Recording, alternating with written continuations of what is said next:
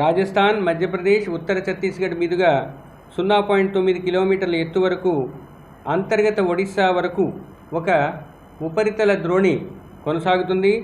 మరియు నైరుతి బంగాళాఖాతం, దానికి ఆనుకుని ఉన్న తమిళనాడు పరిసర ప్రాంతాలలో 3.1 నుంచి 5.8 కిలోమీటర్ల ఎత్తు వరకు ఒక ఉపరితల ఆవర్తనం కొనసాగుతుంది. ఇక రాష్ట్రంలో రాబోయే వారం రోజులు కూడా చెదురుముదురుగా వర్షాలు పడే అవకాశం ఉంది. ఉరుములు మెరుపులతో కూడిన వర్షాలు మొదటి 5 రోజులు ఉండే అవకాశం కోస్తా జిల్లాల్లో 1-2 చోట్ల ఉన్నది. ముఖ్యంగా దక్షిణ కోస్తా జిల్లాల్లో ఈ 2 రోజులు కొన్ని ప్రాంతాలలో ఉరుములతో కూడిన మెరుపులతో కూడిన తేలికపాటి జల్లులు కొనసాగే అవకాశం ఉంది.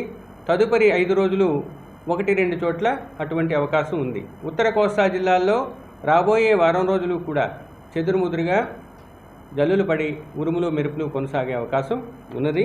ఇక రాష్ట్రంలో రాబోయే 3 రోజులు 1-2 చోట్ల భారీ వర్షపాతం నమోదయ్యే అవకాశం ఉంది. ముఖ్యంగా దక్షిణ కోస్తాలో మొదటి 2 రోజులు, ఉత్తర కోస్తాలో 3వ రోజు 1-2 చోట్ల భారీ వర్షం కూడా నమోదయ్యే అవకాశం ఉంది. ఇక ఉష్ణోగ్రతలకు వచ్చినట్లయితే చెప్పుకోదగ్గ మార్పులేవి రాబోయే 5 రోజులు ఉండే అవకాశం లేదు, 2 రోజులు ఉండే అవకాశం లేదు. 2వ రోజు తర్వాత ఉష్ణోగ్రతలు, గరిష్ట ఉష్ణోగ్రతలు 2 నుంచి 3 డిగ్రీలు తగ్గిపోయే అవకాశాలు ఉన్నాయి.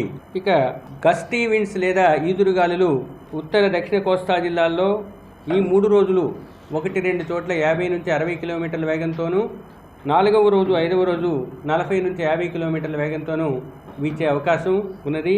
హెవీ రెయిన్స్ లేదా భారీ వర్షాలు ఈ 24 గంటల్లో పడే అవకాశం ఉన్న జిల్లాలు పల్నాడు, గుంటూరు, ఎన్టీఆర్, కృష్ణతో పాటుగా రాయలసీమలోని అనంతపూర్, శ్రీ సత్యసాయి, అన్నమయ్య జిల్లాల్లో 1-2 చోట్ల భారీ వర్షపాతం నమోదయ్యే అవకాశం ఉంది. ఈ విధంగా దక్షిణ కోస్తా జిల్లాల్లోనూ, ఆనుకుని ఉన్న రాయలసీమ జిల్లాల్లోనూ 1-2 చోట్ల భారీ వర్షపాతం ఈ 2 రోజులు ఉండే అవకాశం ఉంది. 3వ రోజు ఉత్తర కోస్తా జిల్లాల్లో 1-2 చోట్ల భారీ వర్షపాతం నమోదయ్యే అవకాశం ఉంది.